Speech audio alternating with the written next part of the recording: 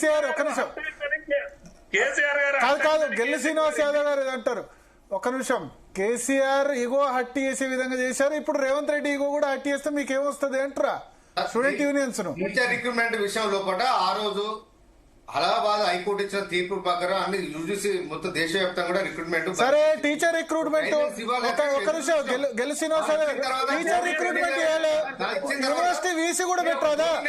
University VC కూడా పెట్టరాదా? University VC ఎన్నేళ్ళు ఖాళీ ఉంచారు? ఉస్మాన్ యూనివర్సిటీ వీసీ ఎన్నేళ్ళు ఖాళీ ఉంచారు? ఇన్ఛార్జ్ వీసీ ఎన్నేళ్ళు పెట్టారు? ఇన్ఛార్జ్ వీసీని పెట్టొద్దని ఎవరన్నా అన్నారా?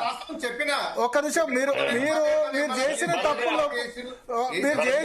తప్పులు ఒప్పుకోక మేము రైటే చేసామంటే మీరు అట్లే ఉంటారు. మీరు చేసిన తప్పులు ఒప్పుకోక మేము రైటే చేసాం, మీరు నిరుద్యోగులు ఎందుకు ఓటేలేదో తెలుసుకోండి. గెలు శ్రీనివాస్ యాదవ్ గారు, మీకు మీరు నిరుద్యోగులు ఎందుకు ఓటేలేదో తెలుసుకోండి. ఉస్మాన్ యూనివర్సిటీ వీసీని కూడా భర్తీ చేయలేదు 2 ఏళ్ళు మీరు. అందుకనే చెప్తాడు కదా, అదే ఇప్పుడు మీరు ఉస్మాన్ యూనివర్సిటీ వీసీని కూడా ఫిల్అప్ చేయలేదు. వీసీ చేయడానికి ఎన్ని రోజులు వచ్చింది? ఎంత టైం పట్టింది వీసీ చేయడానికి? వీసీని అపాయింట్ చేయడానికి కూడా వస్తుందా? వీసీ ఇన్ఛార్జ్ వీసీ కాలంలో ఎంతకాలం ఉంది ఉస్మాన్ యూనివర్సిటీ? మళ్ళీ మీకు అవకాశం శ్రీనివాస్ యాదవ్ గారు మళ్ళీ మీకు అవకాశం వచ్చినప్పుడు మాట్లాడరు కానీ. ఎస్, కేసీఆర్ గారు గతం చేయలేదని కదా గత తెచ్చింది.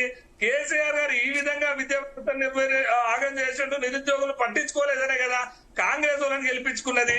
మరి మీరేం చేసిన? దాదాపుగా 20 నెలలు అయినా కూడా గవర్నమెంట్ ఎందుకు ఇదే నిరుద్యోగులతో చర్చ పెట్టలేదు? ఇదే నిరుద్యోగులతో ఇంట్లో కూర్చొని లేకపోతే ఎక్కడో పిలిచి ఒక సమావేశం పెట్టి ఒక ప్రణాళిక అయ్యేది. ఒక విద్యాశాఖ మంత్రిని ఎందుకు ఈ కాంగ్రెస్ గవర్నమెంట్ ఇవ్వలేకపోయింది? ఒక విద్యాశాఖ మంత్రిని పెట్టి ఓయూ కేంద్రంగా ఇదే ఆర్ట్స్ కాలేజ్ కాడ చర్చ పెట్టి మీకేం కావాలి, మీరు ఏం కోరుకుంటున్నారు, మీకు ఎలాంటి హామీలు కావాలి, యూనివర్సిటీకి ఏం కావాలి, న్యాక్ గుర్తింపు పోయే పరిస్థితి ఉన్నది.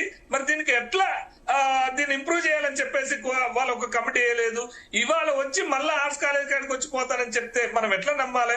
అంటే ఎక్కడ కూడా ఒక 100 కోట్లు రిలీజ్ చేస్తున్నా అక్కడ ఉన్నటువంటి సిఎస్ గారినో లేకపోతే ఆర్థిక పరమైనటువంటి వాళ్ళకు ఎమ్మటే ఇవాళ 100 కోట్లు రిలీజ్ చేయబోతున్నా ఈ ఓయూకు అంటే చాలా సంతోషపడే వాళ్ళం. దాంతో పాటు నిరుద్యోగ అంశాన్ని కూడా తీసుకొచ్చి ఉద్యోగ ప్రకటన చేస్తే కూడా ఓయూ ఉద్యమ కేంద్రంగా ప్రకటన చేస్తే కూడా చాలా మంచిగా ఉండేది. మా ఎమ్మెల్సీ కోదండరాం సార్ ఎమ్మెల్సీ పోతే ఎమ్మెల్సీ 15 రోజులు ఇస్తారన్నటువంటి ముఖ్యమంత్రి గారు 2 ఏళ్ల నుంచి దాదాపుగా 2 ఏళ్ల నుంచి 1 సంవత్సరం నుంచి భర్తీలు లేవు, నోటిఫికేషన్లు భర్తీ లేవు. నేను వెంటనే ఇక్కడి నుంచే కొన్ని ఉద్యోగాలు ప్రకటన చేస్తే మనం చాలా హర్షించే వాళ్ళం, పాలాభిషేకం చేసేటోళ్ళు. కానీ ఇవన్నీ మర్చిపోయి రాజకీయ కేంద్రంగా గత గవర్నమెంట్ పెట్టినటువంటి హాస్టల్ ఓపెన్ చేస్తూ మరి మీరు వచ్చి రావడం వల్ల మాకు లాభం ఏంది? మీరు వస్తే ఏదో ఒకటి ఇచ్చిపోతున్న ఎక్స్పెక్టేషన్స్ ఉంటాయి కదా. ఇంకా అదే పోగా 60,000 ఉద్యోగాలు మేము ఇచ్చినామని పాడితే బీఆర్ఎస్ గవర్నమెంట్ ఇచ్చిన ఉద్యోగాల్ని అకౌంట్ లో వేసుకుంటారు. వాళ్ళు ఇచ్చిన నోటిఫికేషన్లు అపాయింట్మెంట్ లెటర్లు ఇచ్చి వీళ్ళ అకౌంట్ లో వేసుకుంటారు, అంతే కదా. మీరు 60,000 ఉద్యోగాలు ఇస్తే ఉద్యోగ ప్రకటన నడిచారు. ఎగ్జామ్ డేటు ఉద్యోగ ప్రకటన ఇచ్చిన డేటు మీరు బయట పెడితే అయిపోయింది కదా. పలానా రోజు మీ ఉద్యోగ నోటిఫికేషన్ ఇచ్చినాం, పలానా రోజు ఎగ్జామ్ పెట్టామని చెప్తే అయిపోతుంది కదా. మీరు 60,000 ఇచ్చినట్టు చెప్పడం అది యూజ్లెస్ మాట. వాళ్ళు పరీక్షలు పెట్టి దాన్ని వీళ్ళు క్లెయిమ్ చేసుకుని 60,000 ఉద్యోగాలు ఇచ్చాయంటే దాన్ని యాక్సెప్టబుల్ కాదు. యూనివర్సిటీ పరిస్థితి లేదు, ఇవాళ యూనివర్సిటీలో పరిస్థితి లేదు. ఇంటిగ్రేటెడ్ స్కూల్ లో 20,000 సబ్మిట్ చేసేటట్టుంది. ఒక్కొక్కటి మాట్లాడి చాలా కడుపులో ఉన్నాయని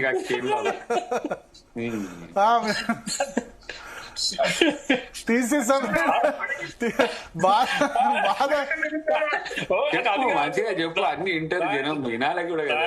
దయాకర్ గారికి ఒకప్పుడు నేను ఇట్లా మాట్లాడుతుంటే నువ్వు మాట్లాడతావా? కాదు, నేనేం చాలా కాలంగా విద్యార్థి నాయకుడిగా ఉన్నాడు, చాలా సమస్యల మీద కొట్టాడు. కానీ ఒకటేసారి అన్ని చెప్తున్నాడు. కానీ ఏమైతే మళ్ళీ తర్వాత రిప్లై ఇవ్వచ్చు, ఏం కాదు. సగటు నిరుద్యోగ బాధ నేను తెలియజేస్తున్నాను. ఎందుకంటే నేను పోయి అనుభవించిన కూడా సురేష్ మొన్న ఒకసారి అశోక్